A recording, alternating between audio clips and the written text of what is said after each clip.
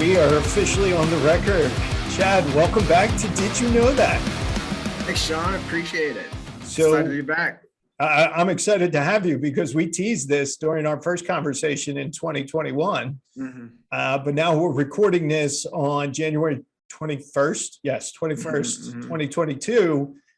And we are just about a month away from the start of the 2022 CrossFit game season.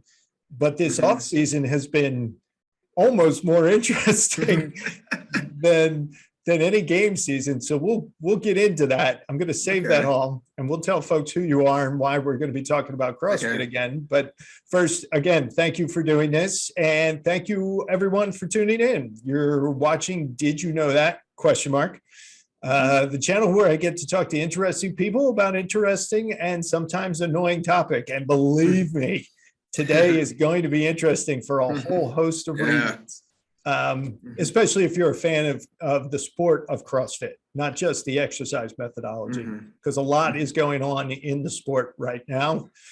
If you're new to the channel, thanks very much for tuning in. Make sure somewhere below my finger, or maybe even below Chad's pretty face there, is the subscribe button with the bell. Make sure you click both of them so you'll get notified when new content comes on board. And if you are a returning guest, thank you very much for your patronage. My name is Sean O'Rourke, and when I am not talking to interesting people, I'm a cyber liability consultant for an insurance brokerage firm in New York City. And Chad, why don't you tell the good folks what your two roles are in life? Okay. Thanks, Sean, again. My day job, I'm just a government engineer for a town in Colorado. But on my side work, I am the CrossFit statistician for all the games, CrossFit game season. So I do all the stats and research on the athletes and such, prepare information for the website, the announcers and such during the live events and everything. So, and then I occasionally write some articles as well for the game site. And you're not a statistician, you are the statistician. In fact, you are commonly referred to as the beard of knowledge, because referencing back when you had a longer beard, but I see it's coming in. This is longer than it was the last time we talked. It might be growing it out again. We will see. Okay.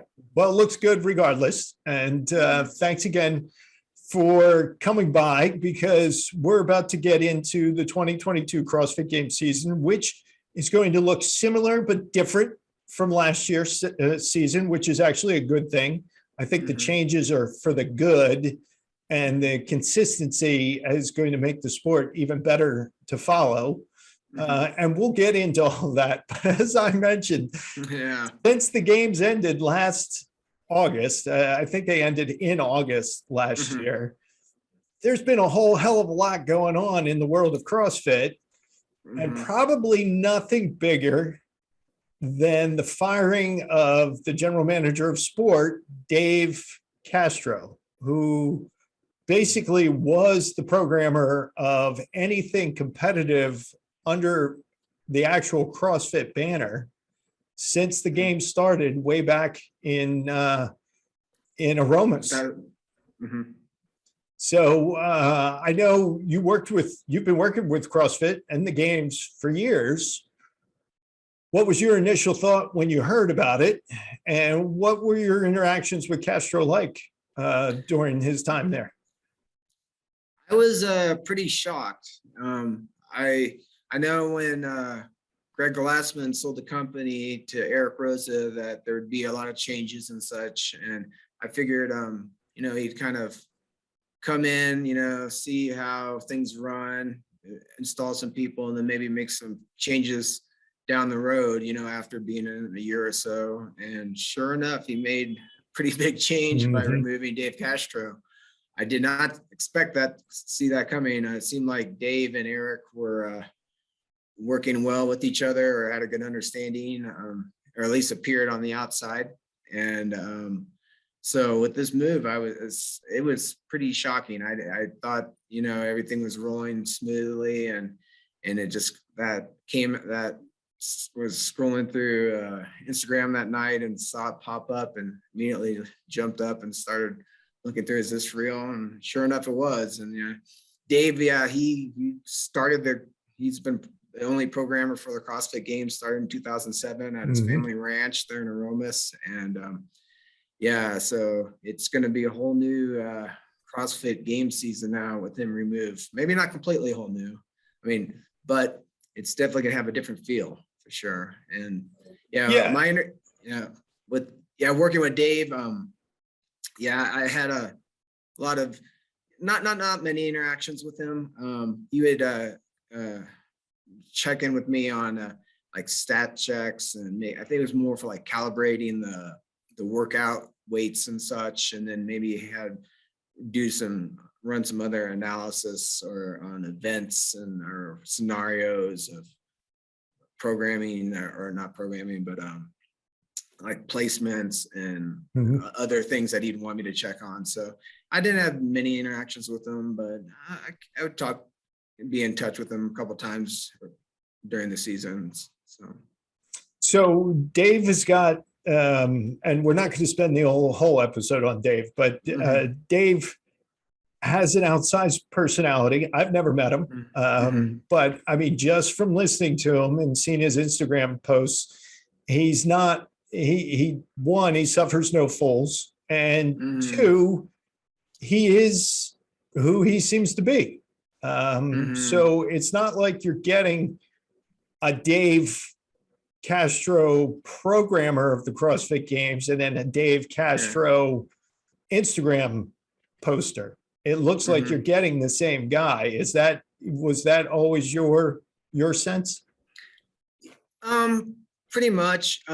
Dave, I think people would know, or that follow CrossFit know, that he is his personal life. He's very private. He doesn't have his friends, or kind of close friends and such. And so again, I wasn't really in any of those circles with him. I just had a business working relationship with him, but always got along great with him. Those small interactions I would have. So yeah, he's very private and such with all that. So, but on his outside persona with the games, it was different on, I think I would put him as like the ringmaster of the circus, or like the CrossFit Games. He was, the conductor, the front man out there.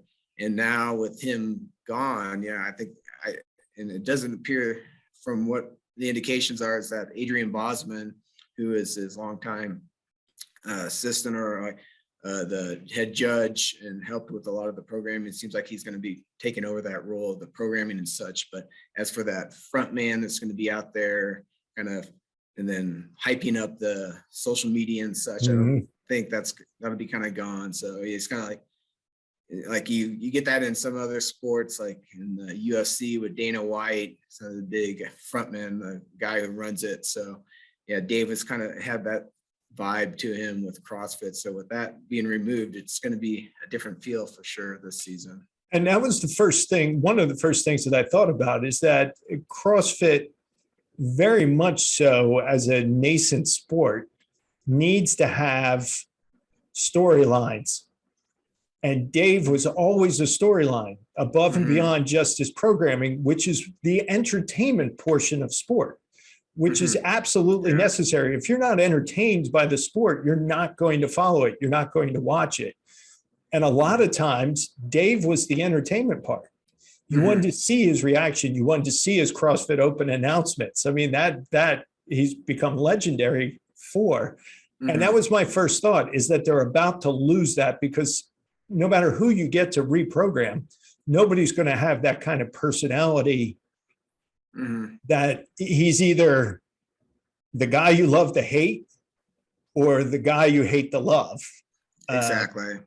So without that, I think to your point, a big piece is missing, but also to something you said before about Eric Rosa coming in. Eric Rosa is a corporate guy.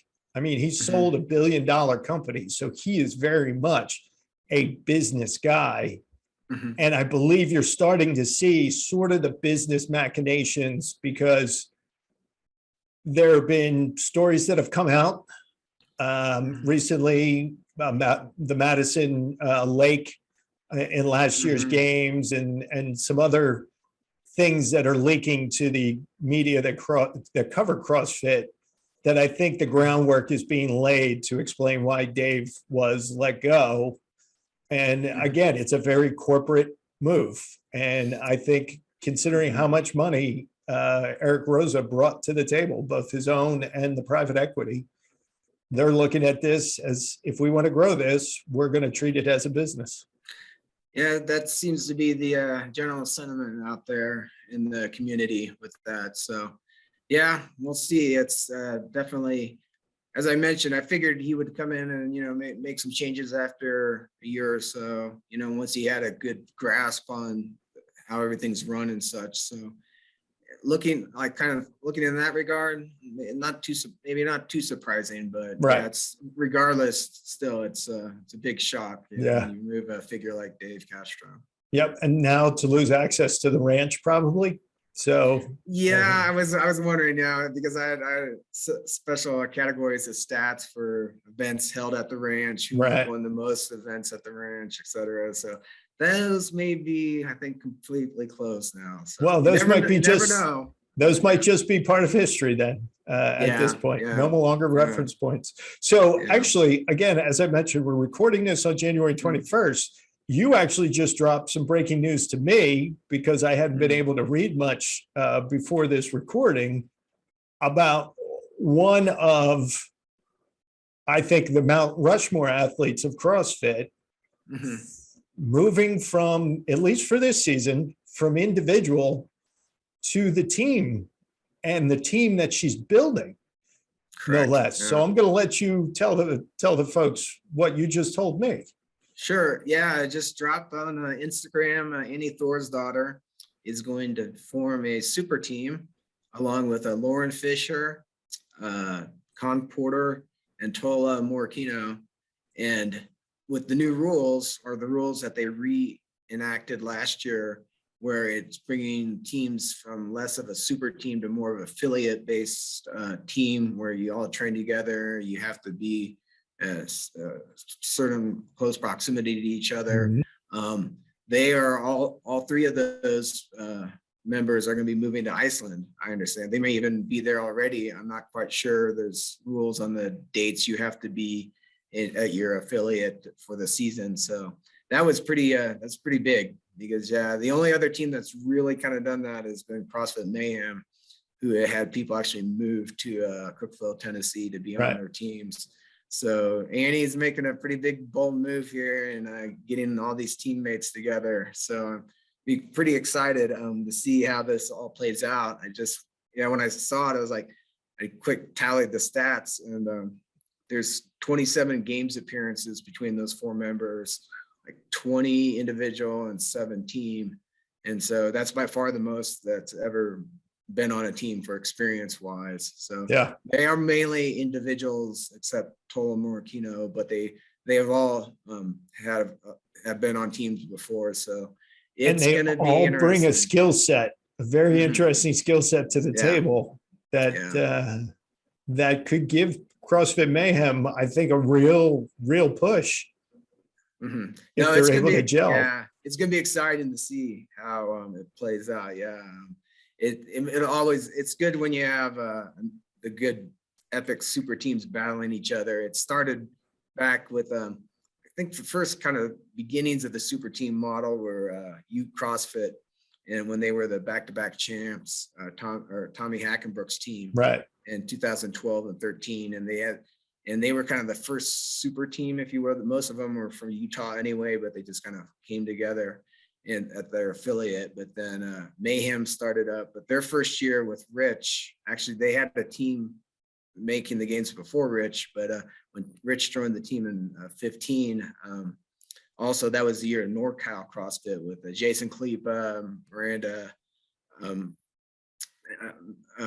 see a couple others that were pretty good as well, more regional level athletes, but they gave Mayhem a good run. That was good to see them bonk heads and such. So and then we saw that again also in 2017 with when remnants of the youth CrossFit team reformed with Adrian Conway, and that's what the year they beat Rich on team. Sure. It's the only time he's been beat. So it's always fun when you get those big super teams going together. It'll make a fun season of like comments to the media, social media bashing, and we'll see. So that'd be fun. And apparently there's rumors there might be other ones as well.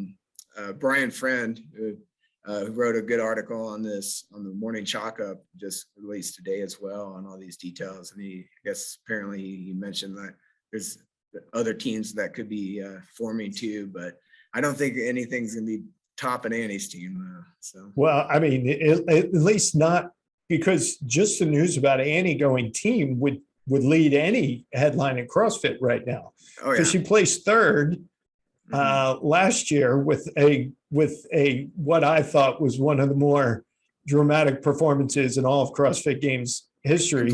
Completely agree. Yeah.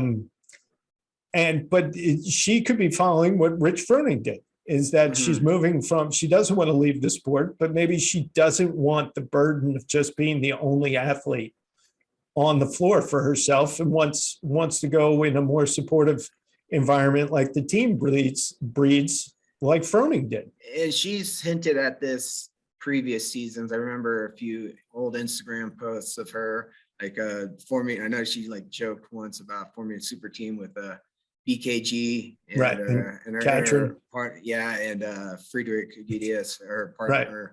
And I guess he's going to be the coach of their team, from what I understand as well, which makes a lot of sense. He was coach of one of the grid league teams, so he's got kind of that coaching experience background as well, ton of experience. So well, yeah, it's gonna be fun. This by extension also confirms that Katrin is going to be individual again this year, because for sure if she was going to go team, she would have gone on this team. Especially with Katrin moving back to Iceland this year. Right. So yeah, exactly. So yeah, and it was interesting because at first I could see, Annie, like seeing the writing on the wall with Tia Claire Toomey's dominance. Like, I'm not going to beat her, but that whole paradigm kind of got rocked a bit this last fall at the Rogue Invitational, of which we will talk about. Yeah, well, but that was Annie was right on Tia's tail until the very end, so it'll be right. So it is kind of a surprising move. I'm not totally shocked looking back at it, but it did. I wasn't expecting it. Yeah. So, obviously, neither was I, because nothing on her posts had indicated anything was coming. And then, of course, the day that I don't look at Instagram at all, she drops the bombshell, and you let me know. So again, this will be airing in February. So by the time we air this, the news will seeped in for everybody, but at least as of this recording, it's breaking. And then that leads us to the next topic, of which you've already mentioned, is that the off-season competitions. There were a number of them, but there were three big ones. There was the Rogue Invitational, the Dubai CrossFit, and then just this past weekend, Wadapalooza. And so all different winners, all different types of competitors, mostly because of travel restrictions and whatnot. You didn't see a lot of North Americans in Dubai, and you didn't see a lot of European, Asians, or other hemispheres in Wadapalooza or Rogue. But I mean, we had really good competitions. I mean, really good. People weren't treating this like this is an exhibition, especially with the prize purses. I mean, people went out there and competed. So just in general, without going through all the specific competitions, just in general, what was your sense of the off-season competitions and what this might mean in the future for CrossFit off-season? It's going to be interesting. All these events have been around before, so it's not, but it was the first time that after the desanctioning, making up words there, but whatever. When the sanctionals, when they went away, some of them, those events became semifinal events, but others, these big three stayed out, and we're kind of informally dubbing them the Triple Crown. So of like the off season. Sure. Yeah. And I actually am going to be writing an article for the game side about that. So I'm kind of drafting it up now. You kind of get a tally of all the details of the results and everything. But yeah, I think the biggest news though was with Rogue and with their prize purse. It was massive. Right. It was roughly 75% of the winnings of the game's prize purse for the respective places. It varied, but it was by far the biggest ever, by like quadrupled to previous amounts. I think the 2020 Rogue Invitational paid out, I forget, 50,000 for the winners, and this year was over 270,000. Whereas the games winners were 310,000. So that was really eye-opening, because that's a lot of money for those athletes, which is great to help grow the sport. Dubai has been around forever. I think they first started in 2014, I think, or 15. But the prominence of it really built around 16, 17, and then it became its own a sanctional. And the Wadapalooza, they just celebrated their 10-year anniversary. Right. So they've always been around, but they both had a respective prize purse as well. I think 50,000, 60,000 roughly for the winners. Well, Wadapalooza, the winner got 100. Oh, I'm sorry. Yeah, I'm corrected. Yes, thank you. Yeah. You're right. It used to be 50 or 60. Now it bumped it up to 100. So, and they gave a total of, I think, $500,000 or 460,000 total prize purse. So that's great for all those athletes to earn money during the off season. So, but yeah, all three of them, it was pretty impressive. Just kind of, I followed them along. I worked the Rogue Invitational remotely, and the other two I just followed along from home. But it was good to see the different performances. Like you said, I think they're a little muted field with COVID, traveling. And another thing too that comes up, which others have mentioned, that is interesting, is just, even though you can win a lot of money, a lot of these athletes, I think, are kind of hesitant because it is not part of the game season. It's just really to make money and to compete, but you don't want to injure yourself. A lot of athletes were dropping out kind of at the last minute in some of these events with injuries, whereas if it was semifinals or the games, I'm sure they would have competed, but it was probably more precautionary. And some of them probably just chose not to even compete, just to give their bodies time to heal up. Sure. Yeah, and there was only actually one individual, Emily Ralph, to compete in all of them. So right, and then only Kristen Holta competed in all three, but on a team for Wadapalooza, and of course she's retiring, so she figured it might as well. She says she retired. I think, didn't she say she was retiring from individual competition? Because the performance of her team speaks that she could be going a team route. I'm a big fan. But she, at her last interview, she was pretty tearful and said, "Yeah, no, this is it for any competition." But we'll see. Okay. She might. But then again, Scott Panchak said he was all done, and he was competing there at Wadapalooza as an individual. So, I really wanted. So that was the thing. Wadapalooza, for the first time, the teams actually were just as interesting in individuals because of who made up the teams, especially on the men's side. Because the men's side, you had like the boys, and you had Mayhem had a team there with Froning, and then the boys from down under were there. And these are all, except for Froning's team, the other two were all individual athletes. Competing as a team for the first time. So that actually drew a lot of attention to the team side. Yeah, it's interesting because that was actually kind of Wadapalooza's old model before the sanctionals hit, because they used to just have teams of 3 men, 3 women. So that was, they were kind of unique. I don't know of any other competition that did it just like that. Right. So, but then when the sanctionals came, they brought in the 2 men, 2 women teams, but they also then still had the 3 men, 3 women teams, but it wasn't as prominent, obviously, because the bigger team members would be competing on the 4-person teams. Sure. So by getting rid of the 4-person teams, now I'm going back to that 3-team format. It's fun. You get combinations of athletes you would never really see elsewhere. So it's kind of, Yeah, and I agree. It's good drama and builds like good storylines of just seeing these individuals forming up. So. And then the other thing, especially as it pertains to your job, is that you, especially in Dubai, you got to see athletes who, well, in Roman Krenikov's case, we've never seen over here because he can't get a visa. But you've also seen some other athletes who can't make it over here. And in Wodapalooza's case, you got to see a lot of young athletes, especially on the women's side, start to say, hey, we're coming for you. We may not win, but we're coming for you. Yeah, the team brigades. So that in and of itself was kind of eye-opening watching the competition. And I'm seeing 19-year-olds win events, and I'm seeing the weights being thrown around by the men and the women, and I'm just thinking, this is unbelievable.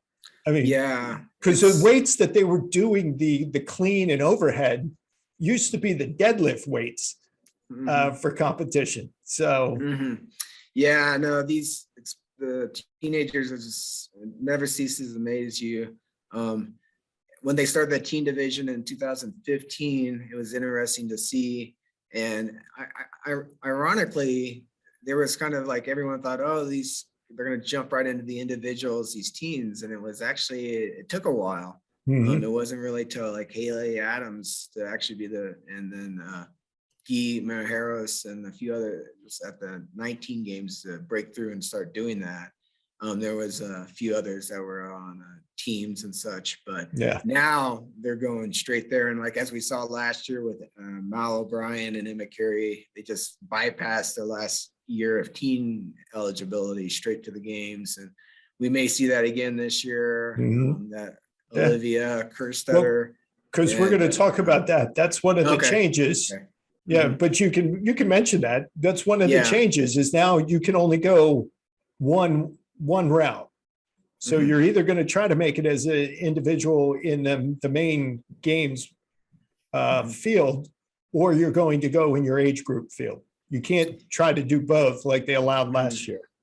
Yeah, I think tightening up, making a more clear pass for athletes and such. So, but yeah, no, the teens, it is amazing to see them. And then there's a bunch of like 19-year-olds now out there, and then young 20-year-olds that are like Dallin Pepper, really coming on. Jack Sprague, I believe, at Wodapalooza did well. And then, but then, just the Pepper had the moment of that Wodapalooza, though, right? Yeah. He's the one who fell off the box. Oh my gosh, I didn't with realize the front rack. So I didn't realize until afterwards how bad he was posting pictures on Instagram after the competition. Yeah, his ankle, because you could tell his ankle, the way his ankle bent. But man, he did the row swim run.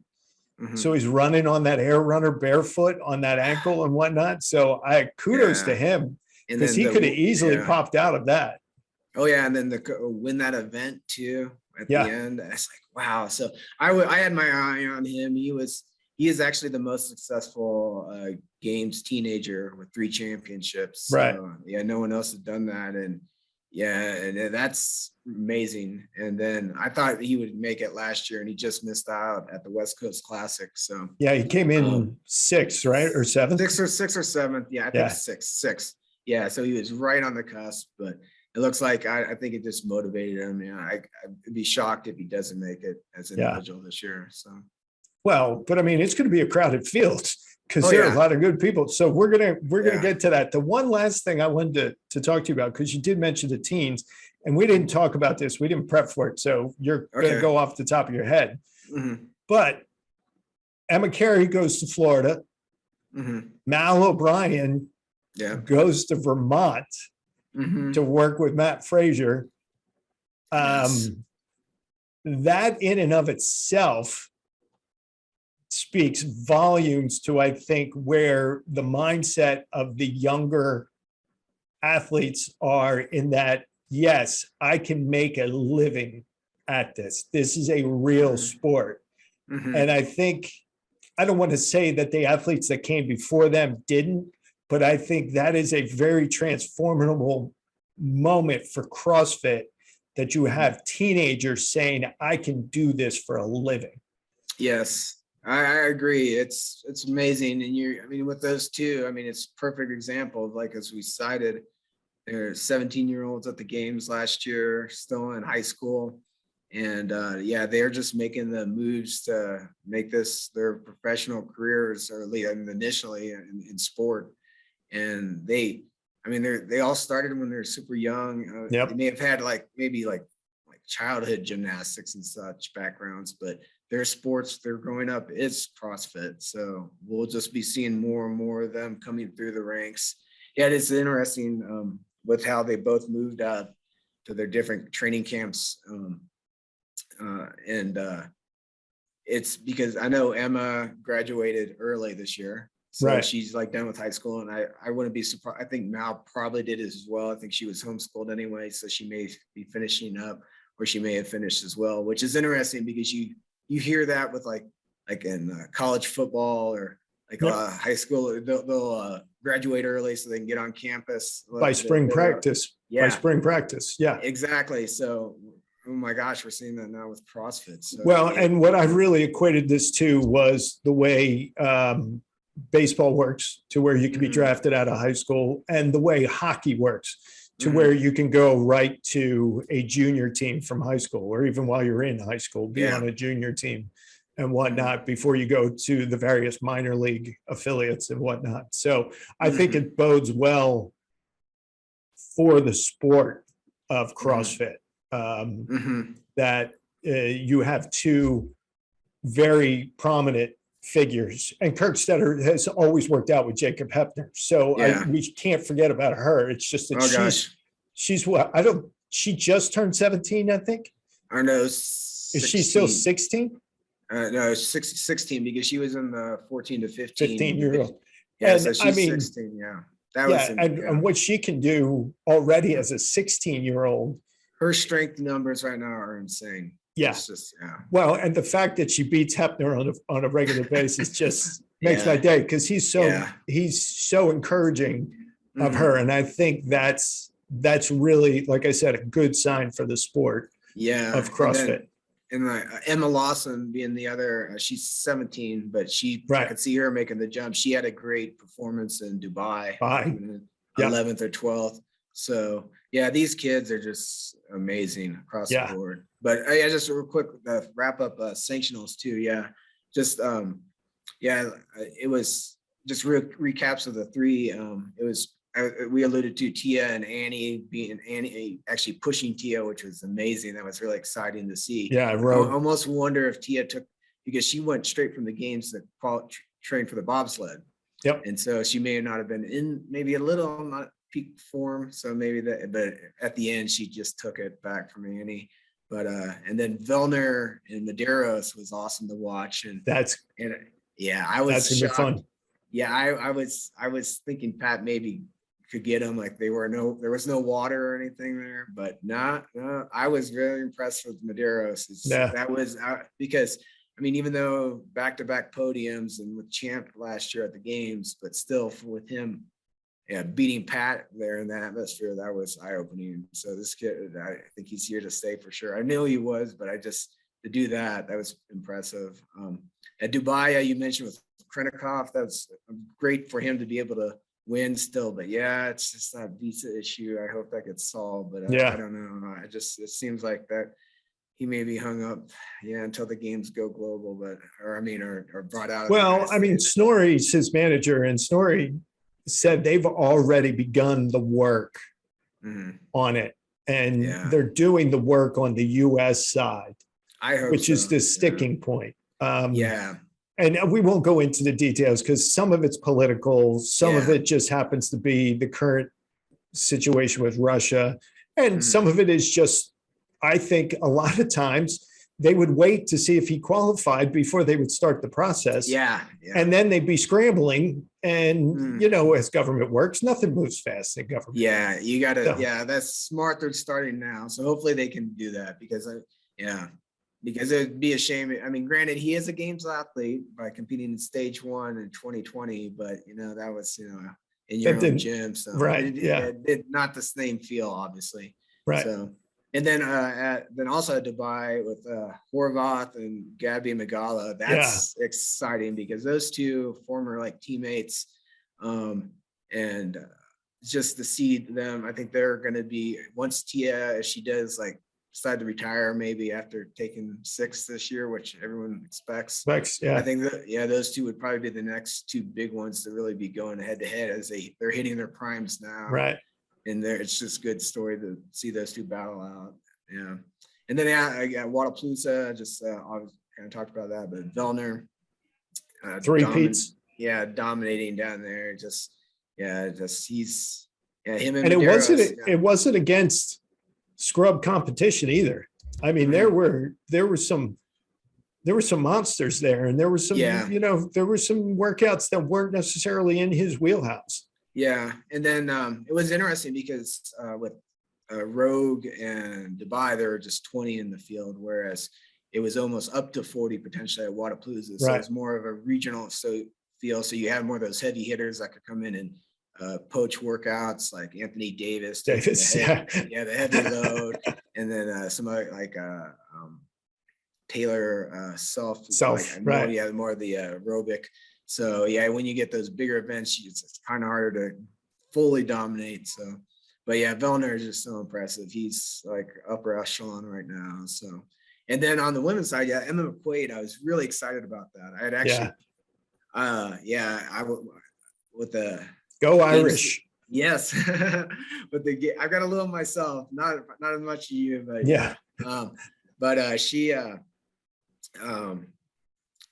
I actually had picked her on like internally. I didn't like broadcast it, but like for just like I had picked favorites and the one who I thought could win, and I just felt like it was their time, and just seeing how her 2021 season was, and then coming into this, and then the women's side was a little less muted. Some of the bigger names were out midway, so it did free up an opening for her. Still, she's what they call sneaky good. Yeah. Because she just quietly snuck up on everybody, and all of a sudden there she is at the top. Yeah. So I was really glad to see. She's a really nice lady and really been working hard up the ladder for her career. And so it's good to see that pay off. And it's great to have Sam Briggs in your corner as well. Sure. Those tips. So, yeah. So it was a very exciting Triple Crown season. I don't know if it's fully going to catch on. Maybe it'll be another term, but it seems to work for this off season. So I mean, all of them were streamed, so I guess we have to wait to see how the streaming numbers shake out. But I would assume if they go well, this could only mean that there may be more, maybe not as big, but sort of like tennis. There's the Masters 1000, there's a Masters 500, and then the Masters 250. So those are all based on how many points you can win for them.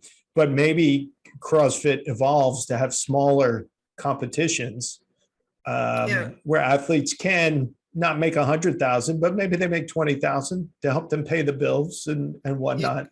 It's kind of set up for that. Just hopefully the purses catch up. Because the old sanctionals that all dissolved, they were still going. I know Madrid had its competition right before Rogue, I think. Right. And but there's only maybe a couple of larger names that went to that. And then there's, there'll be other ones throughout the year. So, but it'd be good if you can get more notoriety, and some of those other athletes maybe go pick up those events as well. And it will help, obviously, once the travel restrictions are done. Oh, gosh. I mean, that just makes it so hard for everybody. Yeah. In the release of the semifinal locations and such, they mentioned how CrossFit will monitor the COVID restrictions again. And if any of this, any of the semifinals need to go online again, they'll do it again. So hopefully not this year, but we'll see. I'd knock on wood, but my camera would shake all over the place if I did. So, okay, 2 final off-season notes. Let's go to Wadapalooza real quick. Sarah Sigmund's daughter had to withdraw after the big heavy lift ladder. Yeah. She said it was precautionary because she's coming off of ACL surgery. and she did Dubai, came in 7th, and Mhm. she was in the top 10 before the event. But I actually saw that event, and I did see the one lift that I think she thought something happened. Yeah. And so she withdrew, but then she posted a statement on Instagram showing her doing some rehab exercise, and she looked okay. So it still looks like she's a go to at least start the season at the Open and whatnot, and be healthy enough to do that. Yeah, that was, I just cringed when I saw that, because I think generally everybody likes Sarah. She's, bright light, big personality, always fun, cheerful out there. And she's had a terrible run of it since 2018. Every year there's been just bad luck. She's been cracked rib, at 18, yes, 19. I mean, also 18. I think that was the year she was like kind of going coachless, bouncing around mayhem. And then 19, she just had that bad first event and put her in an immediate hole, which when she, with like 120 competitors, she was so far down. She wasn't going to make the final. So and she knew it, and it was kind of more of a mental mistake. And then 20, she injured again. I think it was another foot injury, I think, or something leading up. So it was the infection in her shin. Oh yeah, remember? That's right. Yeah. Oh gosh. And then the ACL last year. And then oh man, it was because it seemed like she was doing it smart. She had the surgery right away. I mean, heck, it's been almost a year. And I did think. Hopefully. I thought going from Dubai to Wadapalooza might have been a little bit too much. I was very surprised she decided to do Wadapalooza. But you never know how healthy you are until you actually tested. So that's true. I'm hoping she's okay, because to your point, she's one of those personalities that everybody's just drawn to and just hopes she does so well. So Sarah, if you're watching, both Chad and I wish you well and good luck in 2022. And then the last point is Tia-Clair Toomey, 5-time defending women's champ, most event wins in games history, 2016 Olympian in the Summer Games for Australia, and now possibly, maybe 2022 Winter Olympics Games for Australia in the 2 women bobsled. Yes. Now, we were just talking about this. It's not a guarantee. She did help qualify her team with her driver, but her driver will most likely not be the driver in the 2-person bobsled representing Australia. So there's a chance she is not selected. Yes. Yeah. When I saw that story, I was like, oh no. Especially when they announced it, and because everyone in the CrossFit world was super excited. Well, even the Olympics Instagram page put something up, but Tia's own post said, "Look, all I've done is qualified. I've not made the team." And I think we all jumped to conclusions. And to be fair too, I mean, you put a post like that, it seems like it's done, but in those Olympic qualifying, it gets crazy. I know, like. Same with weightlifting. They've got all these different formulas they use, and then they'll have those rankings, but then it comes down to maybe the country's governing body or coach's discretion. So it gets very political. So hopefully she makes it. It'd be amazing if she does. I mean, because look, she would go down. Well, already she's got to go down as one of the top 10 female athletes of the 21st century already. I mean, without a doubt, there's nothing the woman can't do. So this would just sort of be a cherry on top. And then she would come back competing, because the Olympics would end, I think, 4 days before the first open workout. And then she would just jump into that. Well, I mean, the Open's not going to be a problem for her, and probably quarterfinals won't be either. No. But I mean, she's going to try to win 6 in a row. So I hope it happens. It's just gosh, but I completely agree. I'd say she's definitely in the discussion for best female athlete of all time. I mean, regardless of era. I mean, it's astounding what she's done. And of court, yeah, I mean, with the open, it's like, oh no, but yeah, it's funny because she did this last year when she was training in Lake Placid or over in Europe. Yeah, bobsledding with this in mind to try to make the 2022 Olympics. So, and then what did she do last year? She goes out and wins the open on non-optimal training. And obviously the rest was history after last season. So, and of course, being the stats guy, I had to look it up, but she would be the 140th Olympian to be Olympian in the summer and winter Olympics. So, yeah, now, I mean, that's their 139 up to these Olympics. I'm sure there'll be other Olympians as well that will make it a double, but bobsled is pretty common for that in the list. So. Yeah, but none of those other Olympians had won 5 CrossFit games. So exactly. Or I don't want to hear the CrossFit games. Yeah, exactly. So yeah, talk to me when you won something else. Yeah. So no, yeah, I'm hopefully she makes team. Great story. Yeah. So we shall see. And one of the best sport ambassadors in any sport around. Because I wish she's the type of person who has the discipline I've always wished I had.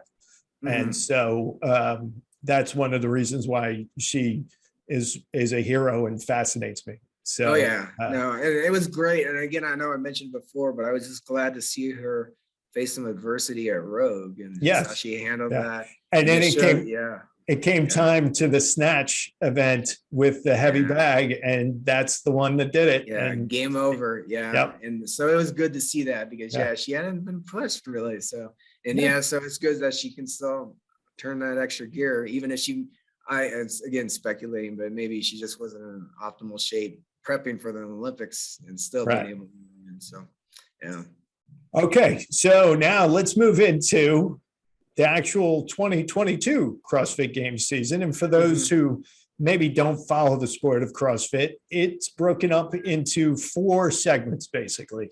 The Open is a 3-week, 3-ish workout type of pre-qualifier in that it's open to the global CrossFit community and non-CrossFit community. If you want to register and just jump in to do the workouts, you are more than welcome. As long as you pay your $20, you are welcome to suffer along with the rest of us. Yes. And you will suffer. That's just the nature of the Open workouts. From the Open, the top 10% in geographic regions make the quarterfinals. And then there are a series, and Chad will go over it, there are a series of quarterfinal events for each geographic region. From there, you'll tell us the numbers. We move on to the semifinals. And then the semifinalists move on, the winners of those competitions, or the top 5 or 3 or 2 or 1, depending on your geographic region, move on to the CrossFit Games at the end of July. In between the semifinals and the CrossFit Games is what's called a last chance qualifier, which is a 1-weekend event where the top 2 men and the top 2 women who have not already qualified will then qualify for the CrossFit Games. And that will fill out, I think this year it's still 40 for men and women. And 38 teams. And 38 teams. That will complete the teams. What makes CrossFit really interesting is that my age group, Chad's age group, adaptive athletes in all different categories will also follow that exact same formats and will qualify for their versions of the games with a few tweaks here and there, but will qualify for their version of the CrossFit Games. So CrossFit in and of itself is an encompassing communal global event where pretty much anybody and everybody can participate and try to make the games. Exactly. It's open for everyone, I think was one of the old taglines they had. Right. So, and they're unveiling all the trying to get it, the recruitment drive right now. Hopefully everyone can sign up, to come on in. And you outlined the season perfectly. How it's structured. This structure was put in place last year, and they pretty much kept the same basic layout. A few tweaks here with the age groups and adaptive, a few additional stages for them as well, but it's very kind of, it's going to be that consistent feel all the way out through the season. Right. It's really busy because last year I knew it was coming, but it was nonstop season. It was just back to back. There used to be like a gap between the open and the regionals or the sanctionals and then the games, but it basically, once the open hits, it runs straight to the games. So let's use that. Do you have all the dates in front of you?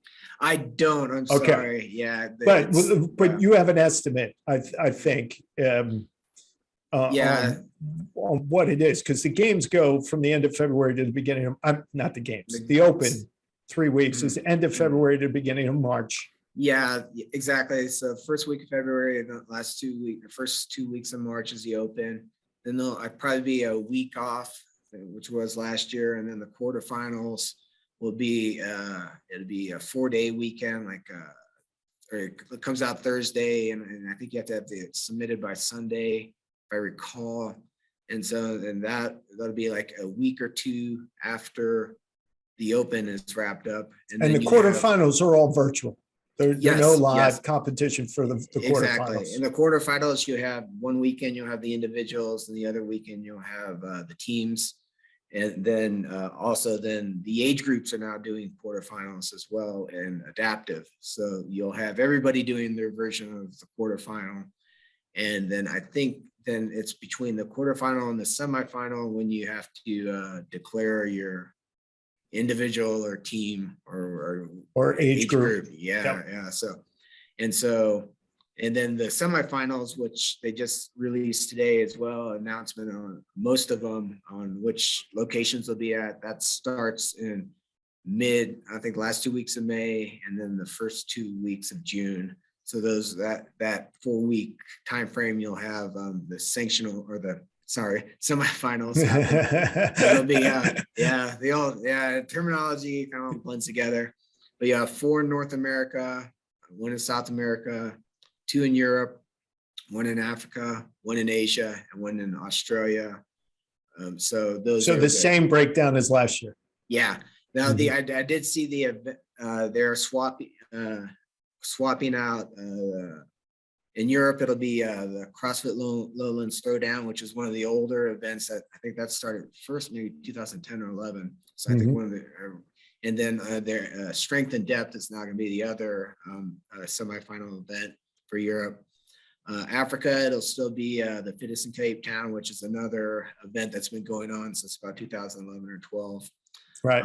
The Torian Pro again will be the Australian qualifier. It was their first time last year. They did a great job. I expect the same this year. And then there's a new one for Asia. It'll be in South Korea. I forgot the name, but it was a new event, I think, or maybe they renamed an old one, but it's generally new, but it'll be in South Korea. South America has a new event as well, and I think it's probably in Brazil. I would assume so, especially with Guy and what have you. That place is going to go nuts. Oh yeah. And again, like with COVID, I hope, because most of those overseas events were all online last year, except the Tournament Pro, and then a few of the stateside semifinals. So it'd be great to get those international crowd feels. It's really fun. That's part of the regionals. That was always exciting. And these sanctional events, you definitely get the international flair. And kind of feel their different vibes. So, and I don't think people, except if you're in CrossFit, people don't realize how big CrossFit is in South America. Yeah, it's huge in South America. I think it's the biggest growing market around the globe right now. Yeah, as I understand. Yeah, and with Guy, like with his performance last year, you're right. It makes it even bigger. Oh, I can't wait to see what he does this year. Because after training with Mayhem and whatnot. Yeah, that's going to be exciting. And then North America, it'll be again the Mid-Atlantic CrossFit Challenge. And is that moving back to Maryland, or will that stay in Tennessee? I don't know. That's a good question. That may be a COVID thing, because initially it's always been in the DC Maryland area. They used to do it at the DC Armory facility, but they went to Tennessee to try to avoid COVID. So I don't know where it's going to land this year. And then the other the Atlas Games, which is in up in Montreal, Canada, will be the Oh, other one. okay. Yeah. Then they were going to be virtual, and they had the unfortunate distinction of being one of the first sanctionals to get canceled at COVID. They were all ready to Right. go. So, Athletes yep. are there, and the morning of or the night before they canceled it, and that hence the global pandemic hit Yep. and everything locked down. But they're going to be another one, and then there's 2 left that have been unnamed yet for North America. So Gotcha. so last year was the Granite Games. West Coast Classic. But yeah, so it's still to be determined. And those 2 events are the live and loud events. So it'll be interesting. Yeah. And talk about breaking news. I mean, O'Keefe announced that he's leaving as president of Loud and Loud. Another big surprise move. So much preseason news. It's hard to keep up. Well, I'm glad he announced it after Wadapalooza's event, because that would have been a bad deal if he announced it before, because then it would have kind of taken the attention away and the news away from the actual event. Exactly. And he I guess went on and did a quick interview with Morning Chalk Up last night. I didn't catch it, but I saw the clips. And I guess I just read the article. Yeah. And he had mentioned, I think he'd been thinking about this for a while now, so it wasn't unexpected. So it'd be definitely interesting to see who fills his shoes and where he's going. I guess he said he'll make an announcement next week. Well, just a quick side note about Wadapalooza. I remember a few years ago watching the documentary about CrossFit that actually talks about the beginnings. I mean, they were only the second year of the Wadapalooza, and all it was a street festival for the affiliate down there. Yeah. And now it's grown into probably the largest non-CrossFit Games event. Yeah, it is. It's really great. I only worked it 1 year, 2019, but it was pretty eye-opening. I'm glad I did. And it was the old Peak 360 gym down there in Miami, Guido Trinidad's gym. And he just started it. Yeah, it was just, and he back in 2012.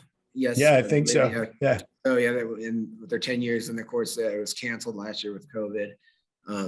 But it just grew and grew. And he, I think, was like relaying how he wanted to replicate a games experience for any athlete, because if you've never been there before, it is just chaos. There's so many people there because they have so many divisions. And there's so much going on. Yeah. Then not only you have your elite divisions we've been talking about, but then they have RX divisions and scale divisions. And adaptive divisions. Exactly. And then they had the Legends event, the Legends, I don't. That was at Rogue. No. But they had the one workout, the Legends Gauntlet. Yeah. Gauntlet, which is fun because that's kind of like a one-time deal where anyone could go through. So you had all the superstars that were down there, like Medeiros, and they were doing it. Well, O'Keefe did it. The Buttery Bros did it. They were all out there. Great. Yeah. So it's quite a spectacle. I mean, there's something for everybody going on there. It's just. Well, I'm gonna try to go. So I want to go to the games this year, but we have 2 weddings in Wisconsin this year.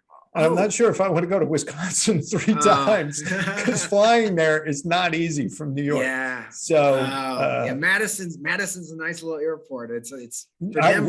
We can't even fly into Madison. We just fly into Milwaukee and drive. Okay. Yeah, which is I think about an hour and a half. Roughly, something. But I'm not sure if I want to fly to Wisconsin 3 times in a year. Lovely. Yeah. But now you gotta come. Oh, I do want to. Yeah, it may be Madison's last year, because that's another bit of news that I mean, that could, who knows? I mean, there's so much breaking news. That may drop soon, but the contract's up with Madison this year. Now I hope they wait until after the games to announce it where they're going. But I mean, I'm not sure. They would have to probably decide before the games.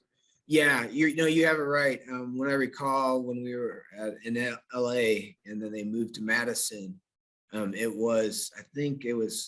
had decided in 2016, I remember, and I think it was kind of leaking out, but it wasn't fully announced until after the 16 games. So they're making the decision now or during the season, and they'll probably announce it right after the games next. I certainly hope it's not the Dallas area, because I can't imagine the games happening in that weather. Texas. That would be unfair. And I think the games would be, the quality would not be there because it would be so hot and humid. Yeah.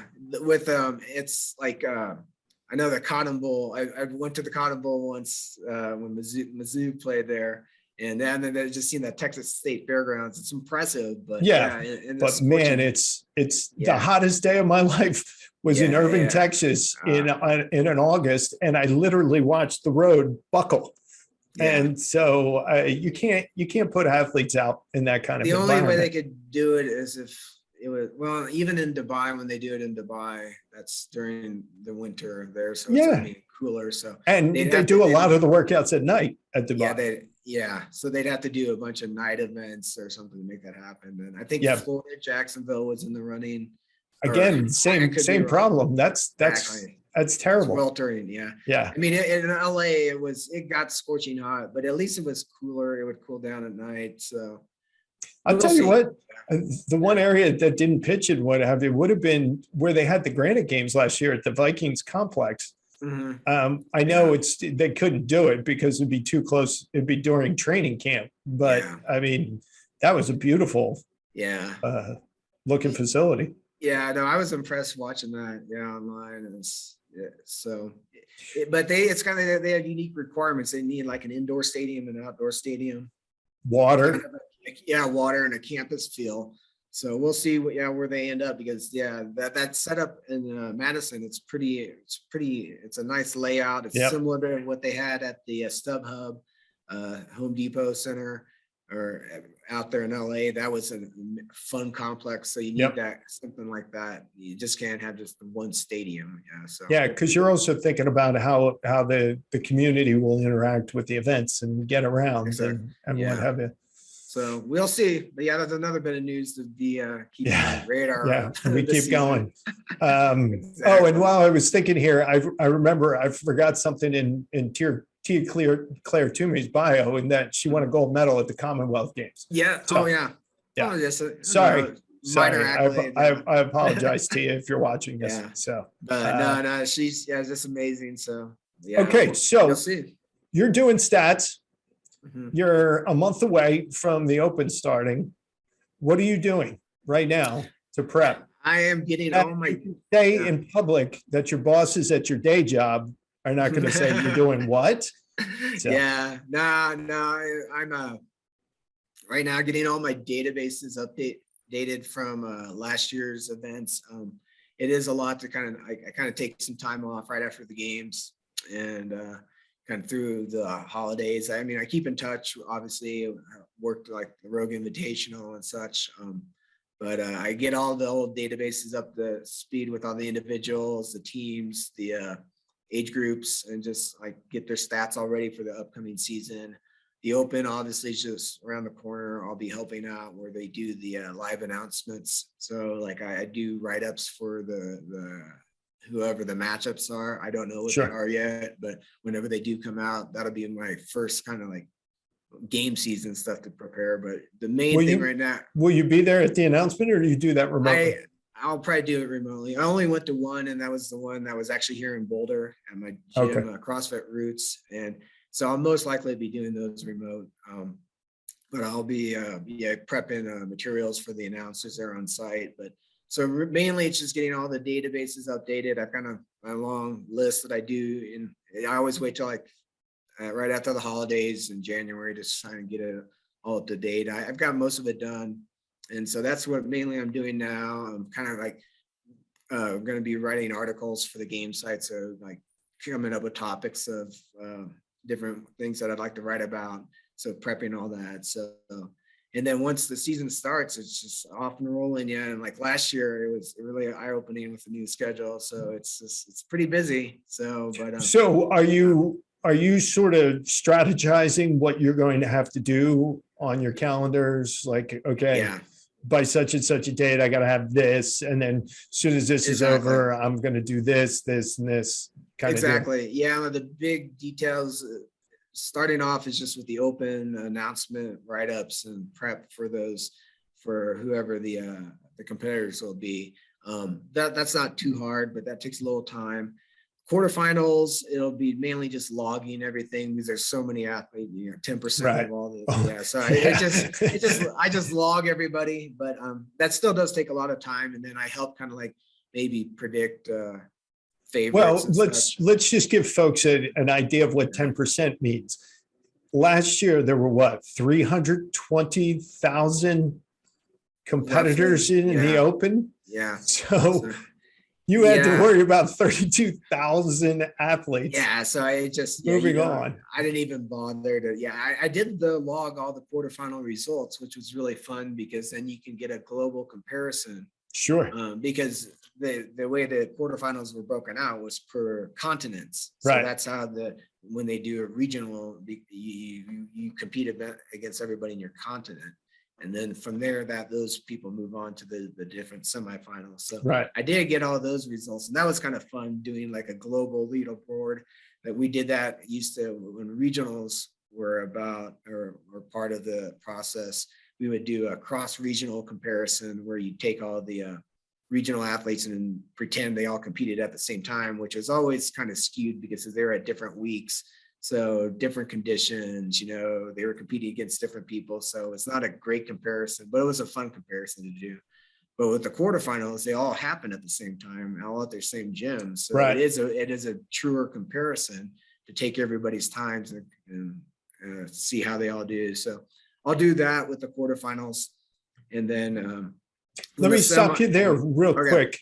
So will the quarterfinals workouts be the same for everybody again? I don't know. That's an interesting thing. Yeah, we didn't talk too much about that aspect, but with Dave being released, and it looks like Adrian Bosman is going to be picking up the reins now, kind of where Dave left off, and a lot of the old team Dave had to program it. I assume it's going to have a similar feel, but this whole season is going to be interesting to see how that plays out, because last year with the quarterfinals, the events were basically the same between individuals and teams. They just had a few minor tweaks in it. So I don't know if they're going to bury that or if it's going to be the same. Now they do that like at the semifinals, and a lot of that too, when it's live events, it makes sense because you have the same equipment apparatus set up, the rigs in certain location and such. Just logistically it makes sense to make the workouts similar or variants of an individual. But each semifinal gets to choose what the workouts are. It's just the same for everybody at that semifinal. But the semifinal at Mid-Atlantic CrossFit Games will not be the same structured workouts as Tour and Pro, let's say. Exactly. Unless the COVID restrictions, and if it goes then HQ, then it's all the same. All bets workouts. are off kind of deal. So that's what's nice too about the new structure with the semifinals. You get that variety, and it's always fun to see that. So with quarterfinals, I think as you mentioned, they're all the same events for everybody. And then the individual events and the team events, and actually the age group events last year were all very similar. That was one complaint, is that there was no but again, this year, well, no, you said you don't have to pick your track until after the quarterfinals, right? Yeah, I think it was in the semifinals when you couldn't do a team or gotcha. Okay. Or individual. So quarterfinals you can, because last year you had people compete in both. And it was interesting. You had people do well, like the one weekend they were individual, and then the next weekend they competed on their team.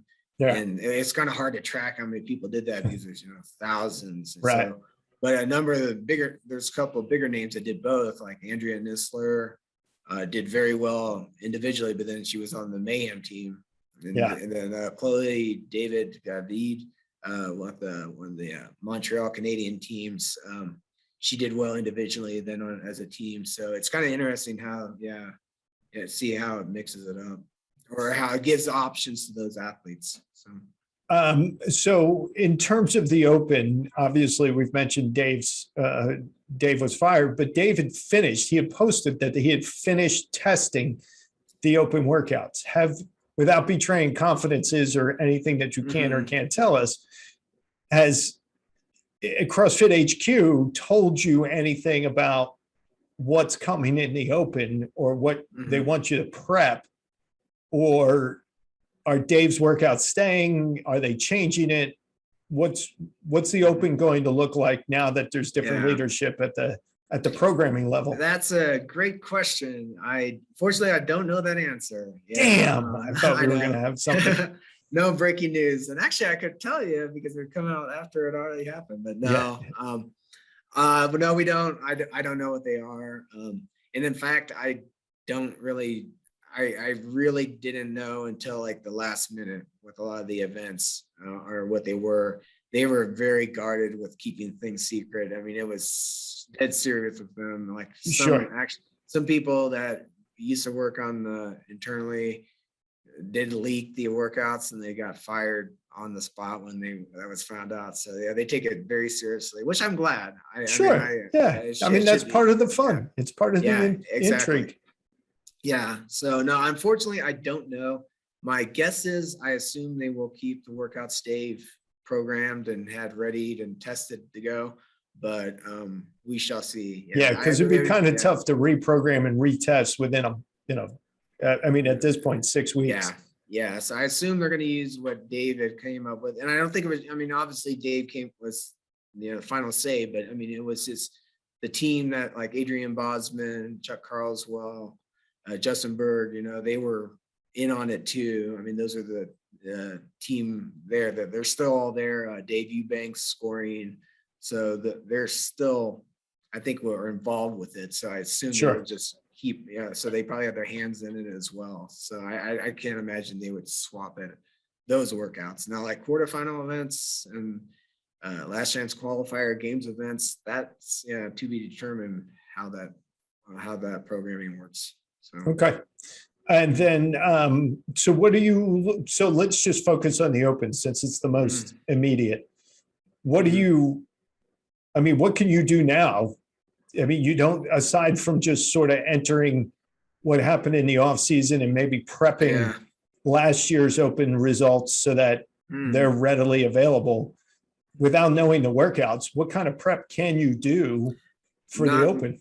Not much. Yeah. With the Open, I'm like everybody else. And each week I log the results, and then see who's on top leaderboard, like get talking points for the media staff. I mean, the obvious ones, they can always pick out, but I look for like maybe historical points. So it's more of a lot of the Open work is just as it goes on through the Open, where I do, and I just logging results and then comparing it, like, is this like someone's best Open performance ever, or someone who's the oldest has ever done this high, or the youngest like last year? So I kind of track those type of things. But yeah, when I find out the whoever's doing the Open announcements, I'll do write-ups on them, do a detailed stats comparison, like side-by-side analysis for the announcers, and then I'll write up a story point or talking points that the announcers can use going into that week of the build up, like they always do for the announcements. And I don't know those yet. I'll probably be getting those soon. So yeah, so that is something I can prep ahead. Yeah. So when do you hear from HQ about let's say the Open at this point? When will you hear from HQ? Hey, probably, Chad, are you ready for this? Or do they just assume you're going to be there and they? Yeah, no, they know I'm prepping, and I'll check in with a couple of people here pretty soon. And I usually would get who the lineups are maybe a couple weeks in advance. So, but then again, they sometimes change too. There'll be last minute changes. Right. When an athlete can't make it, they can't travel. Maybe they get sick, injured. So sometimes there's a last minute swap, which happens maybe once a season or every couple of years. So that you have to be prepared for that. So, but yeah, probably a week or two advance notice I'll get on who the athletes will be. So, and then the workouts, usually it's like right before. so are we talking the day before? Or are we talking the day of? Are we talking hours before they're released? Yeah, maybe a couple of days before. Okay. And sometimes I don't get them, so they just kind of go in blind. And so it is, again, they've kept a very tight ship with that inner circle of the programming. So well, how are you supposed to prep sort of comparative statistics if they don't tell you? Well, then they don't have it, or they just kind of do it themselves, or I will do it on the fly, which is always fun because they always give you like a 10-minute window or before it goes. Yeah. But actually, I forgot. This year they are announcing the workouts at noon. the Right. day of. Right. So that it's- overseas can get yeah. a jump on them.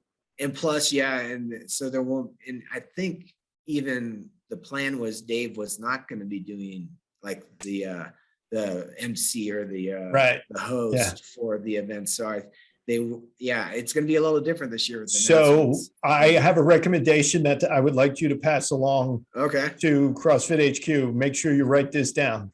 Okay. Max Greenfield should do Ah. all the announcements. Yes. Yeah. Well, His hopefully, yeah. his announcement of the second workout last year Yeah. was the best one Yeah. out of all of them. I We're gonna do hope, it. We're gonna yeah. do it a standard couplet with another movement. So it's going to Yeah. be a triplet. And that was fantastic. So Max Yeah. Greenfield should do all announcements Yeah. now. Hopefully If we'll get him Castro's in. not there. Yeah, I knew I think Dave is like friends with him or linked with him. So I don't know. Well, I remember exactly Max about it. Greenfield. Yeah. I mean, the year before wanted to be on Yeah. the demo team. Yeah. And- He's been around for a long time. I think 2012 or 13, he started popping up or like doing CrossFit and like, Yeah. because he knew some of the people there at HQ. So yeah, he's always been a figure out there, a celebrity figure. So Yeah, but the campaigning for the demo team, only a psycho would do that. oh my gosh, yeah. Because I don't even want to be part of the demo team.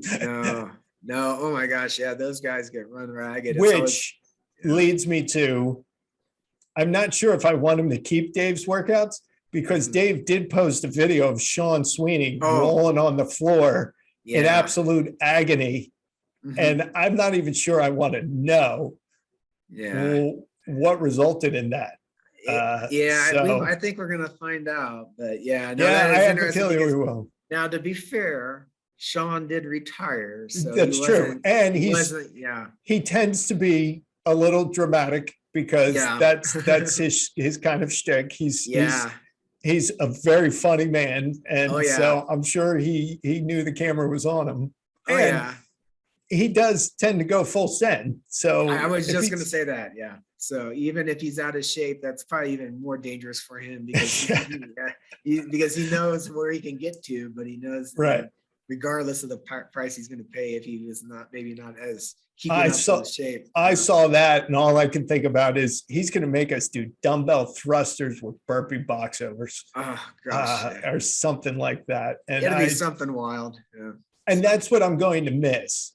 Mhm. Is that, again, that's the entertainment portion, Yeah. is that Castro was, I won't say brilliant, but he was really good Yeah. at the entertainment portion. You might not have liked him, and Mhm. nobody likes everybody. I mean, that's just the nature of the human race. Yeah.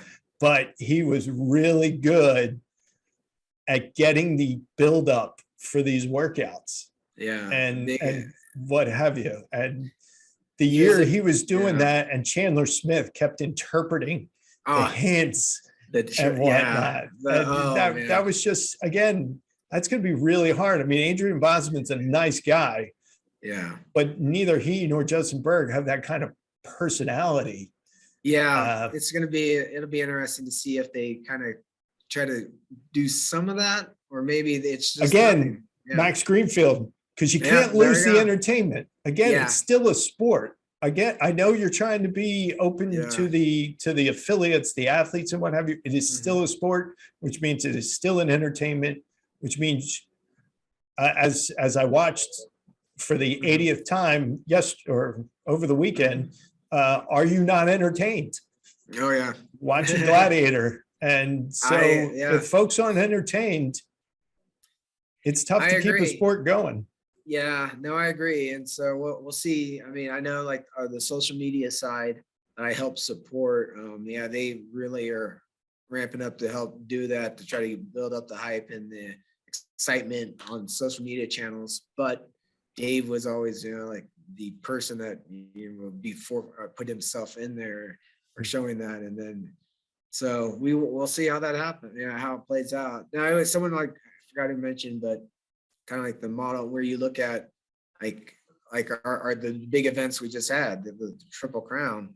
There wasn't even like Matt O'Keefe was maybe kind of like the head guy, but he was kind of more back in he wasn't like up forward and much. And Right. you didn't have that at Dubai or Rogue either. And obviously those events are all exciting, and you didn't have that big ringleader, master of ceremonies kind of guy that Dave was. So I mean, they can still happen, but it is a fun part. It's again part of the show. I always, Right. that's how I again keeping these workouts secret. I always kind of, I think I described this last time, but it's like going to a play or a movie. It kind of how it gets unveiled to the general audience is important instead of just having Right. here's all the workouts, here go do them. It's just so. Hopefully, and Dave played a great role in unveiling all that. So yeah. And so I'm not worried about the programming, because programming's kind of programming. Everybody's got their flavor, and it's always going to be a good test. I'm worried about the sport, and so we'll see. Change is inevitable for everything, but I'm just hoping that it wasn't change without thinking, okay, what are we losing? Or what gaps do we now have to fill? And do we have something to fill it? And so you kind of think about that as a fan of the sport. You don't want to go backward again, like 18, 19, where that chaos transcribed, because I think what happened, I think CrossFit getting through 2020 and then putting on, obviously, the Glassman incidents and the sale of CrossFit, but getting the games on in 2020 set a foundation, like, we can get this done. Yeah. And we can always drive this. And then setting new standards last year that they're carrying forward to this year that makes sense, that open up opportunities to all athletes, not just maybe the top 10 athletes. So I'm a big fan of the sport. I love watching all the competitions. I'm just really hoping that they can continue to capture an audience and don't lose their current audience. Yeah, no, I'm right there with you. Yeah, I want this thing to grow too. Yeah, I love doing this, and it will. It's just how it plays out. I'm sure they have a plan. Maybe more of these details. Maybe more things will be unveiled of how different things will happen along that regard. Maybe more TV coverage and such. I don't know. I haven't heard anything. That would be great if CBS got further involved. Yeah. So I think we'll see more of that kind of get unveiled as the season goes along. But yeah, I'm with you. I'm hoping that we can still. It's not another big bump and setback with the sport. So I know it's tough to come back from constantly being pushed back and whatnot. But I do want to say, if Chase Ingram and Sean Woodland cry again this year, the games will have been worth it, because I was right there with them, with Annie breaking down when she crossed the finish line. Yeah. I mean, I thought I was going to bawl out, because I thought that was so incredible, especially after the snatch competition and what happened there. The fact that she comes back after having a kid, the CrossFit should have been playing that up to the hilt. And I think they missed an opportunity to really sort of speak to what her accomplishment, the message it sent to the world at large. And I think they missed a big opportunity there to a certain extent. I think we did cover it pretty good, but I know what you mean, like in the greatest, and maybe talk about more of the post-game stuff, because a lot of when that stuff happens live, you're just reacting. But I mean, we did really focus on it, we interviewed her, be sure to interview her after those events, whereas I kind of bumped, I kind of felt bad for Laura Horvath last year, because she had an amazing year, but Annie kind of overshadowed it. She even overshadowed Tia a little bit. And Tia won 5 in a row. Exactly. But I completely agree. That was one of the most amazing stories ever for CrossFit. I was emotional too, just watching Annie this whole time and what she went through to get back, and a long story. And it was just like when Nikki Brazier was doing the interview with her, it's like, and poor Nikki was breaking down as well. And as she was pregnant, about to give birth to her first child in a couple of weeks. So, I mean, it was just everything kind of, And so, I think we try to capture that. And then but I know what you mean, like maybe the stuff after. So, but I mean, it should have been, you want to bring it out to the world at large, not just keep it within the CrossFit community, because it's an amazing story. Amazing story. I think we did get it out. I think even ESPN got it on their Instagram sites. But again, maybe more if we get bigger media packages, Right? with the different, and that would help broadcast. Because I know we were trying to push it, but I know it was one of those things where you want to, like, hey, this is like beyond just CrossFit. This, yes. I couldn't. It couldn't even. I couldn't even fathom it. And we've had women at our gym who are pregnant and giving birth and come back. I mean, they talk about it with reverence. Oh yeah. Just saying that it was not humanly possible what she did, and yet she did it. So I never, like I may have mentioned this last time, but yeah, she was just the fourth mother to be on a games podium. And the last time it happened was 2013, Valerie Vobril. She actually was on the podium twice, podium 10, had her child at 11, and came back, and then back on the podium in 13, I was a huge fan of hers. But I mean, that's a massive gap from 13 to 2021, and I thought it would never happen again. Just as the sports evolved, I'm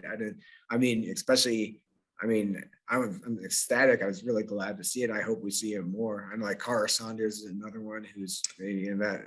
Hopefully she makes it back and is in a better sort of mental, physical state this year. COVID took her out last year. So, and I think being away from her daughter for the first time, you can tell by her postings, she was not mentally or emotionally happy with that. Yeah. So, yeah. But yeah, I'm always at awe with the moms that come back. And there's been a number of others that do come back, but but a lot of them maybe go. Ariel Lowen. Teams. She won. Ariel Lowen won the Granite Games semifinal and then makes the games. She's an interesting story because she's been competing for a long time. I think showed up at regionals 14 or 15 was the first time. Right. So she was just a big regional athlete. I mean, she did well, top 10, but kind of on the cusp. But then have a child, and then I saw her compete. Mom strength. She didn't do any sanctionals. If I recall. And then she came out, competed at semis. I'm like, oh, that's nice. I'm glad she's back competing. That's good to see her again. Good competitor. But then the season she had last year, and she obviously backed it up with was a third at Wadapalooza. So, yeah. So it's I love it. I always just track all the women that come back, and it's pretty amazing. So it is incredible. And there's others that don't do it. It's kind of some of them. Once they start having children, they kind of retire. Then from the competitive side, which is completely understandable, but it just makes makes it more at awe. The ones that clean and jerk a baby instead of a barbell.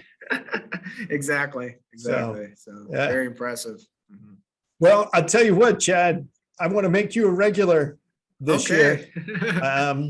So what I'll do is I'll email you off to the side. We'll figure out a schedule. But this is going to be an interesting season. I think there's a lot of storylines. There's a lot of new faces that you're going to know about that even us who follow the sport are not going to know about until you tell us, kind of deal. Yeah. Or until all of a sudden we see them on some sort of leaderboard and you can give us some sort of historical perspective. So I would like to tap that throughout the season. I'd love to. Yeah. To keep people updated.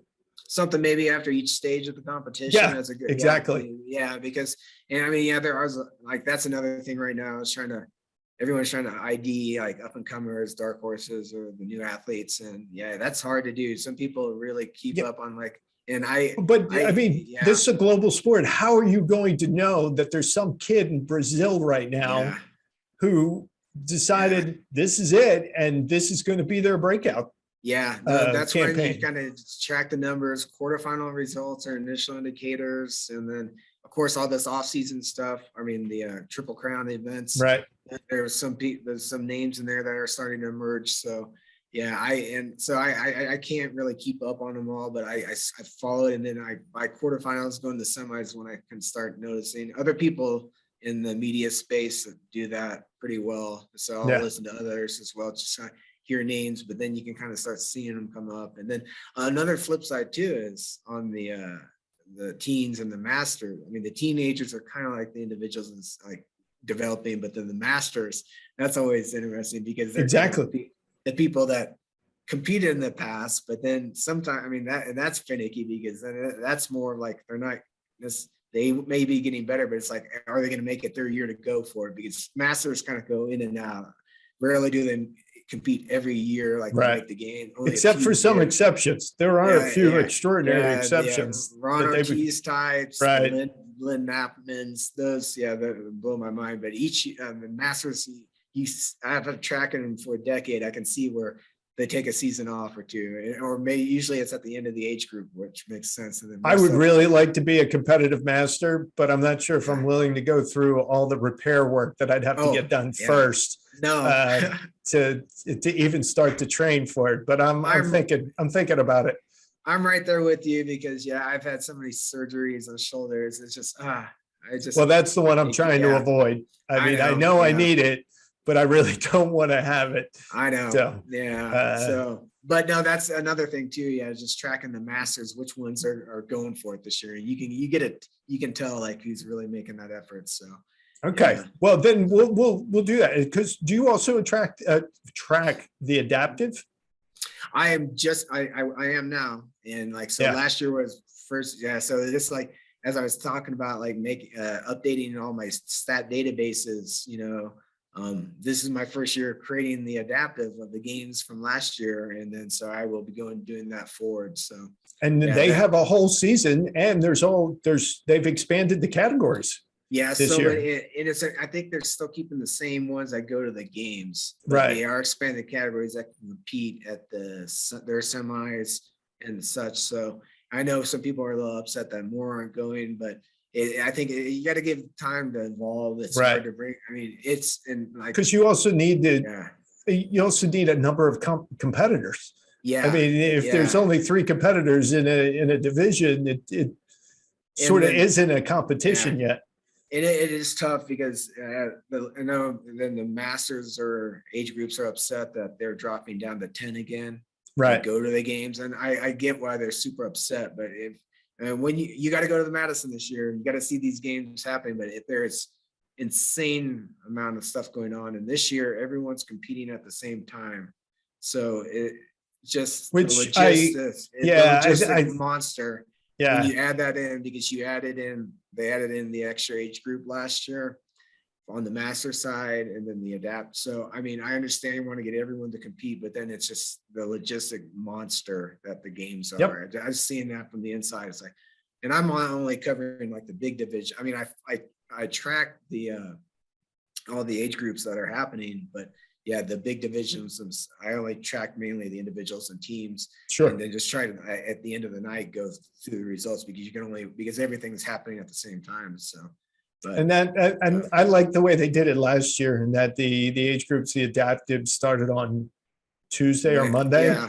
Tuesday, Wednesday, or Thursday, Thursday, Tuesday, Wednesday, Friday. Or something like that. Yeah. And so they got their own time. They had one day where they were competing with everybody's attention. And then they finished on that Thursday that the individuals were off. But it doesn't look like that's going to happen this year. Nah, because they've done the different iterations where they've had the age groups start early. So they kind of get their full attention. I like that model. But I understand it stretches it out. So it's more resources having to be used across more days. So, but it was always nice because it kind of gave us a warm up kind of period with to get ready, and then going straight into the individuals. Well, work some of the kinks out. Exactly. Get some of the bugs out of the system. But now we're doing it but we've done it before where it all happens simultaneous.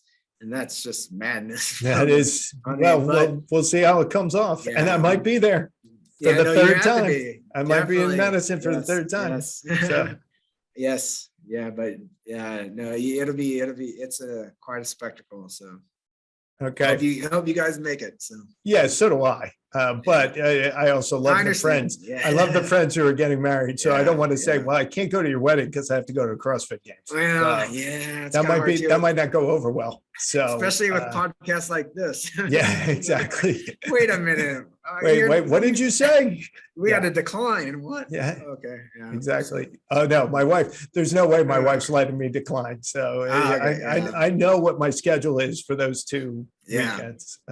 So hey, this was fantastic. I appreciate it. We went way over, as I knew we would, because you and I could just chat about this for days. Yeah. But we will make this regular.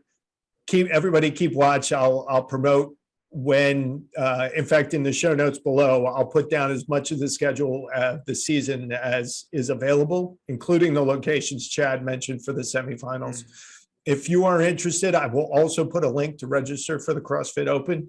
You should definitely check it out at some point. You don't have to be a CrossFitter to do it because they're all scaled workouts. If the workout calls for 20 pounds, you can do 5. You can do no weight. You can do foundational movements to where you're just moving. But the most important part is that you're moving with some intensity and purpose, and hoping to get healthier. And it is a lot of fun because everybody is there suffering with you. So if you don't mind rolling on the floor after a workout for about 5 to 10 minutes, this is your time of year. Chad, you were great. Informative as always, also with breaking news, though by the time this airs, it won't be breaking news. But I appreciate you letting me know. And everybody out there in the ether, you know, I thank you for this. You've been watching Did You Know That? ? The show where I talk to interesting people about interesting, as I promised this would be, and sometimes annoying topics. If you are a fan of the show or this episode, please give us a like and leave a comment letting us know your intentions for the CrossFit Open. And if you want to catch new content or check out previous content, hit the subscribe button either down there or somewhere over there below Chad with the bell, and you'll be notified when new episodes come available.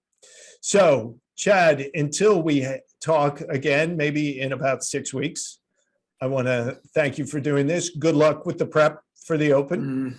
And if there is any breaking news, you do have my email address and whatnot. You can just slide, you know, find out a workout, maybe at 24 hours early. You can just slide that into my text messages. I won't tell anybody.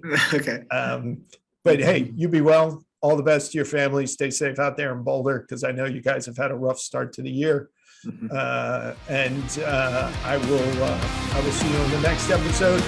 Everybody who joined us, thank you very much. Whether you're into CrossFit or not, I want you all to stay healthy, stay moving, and we will see you all next time.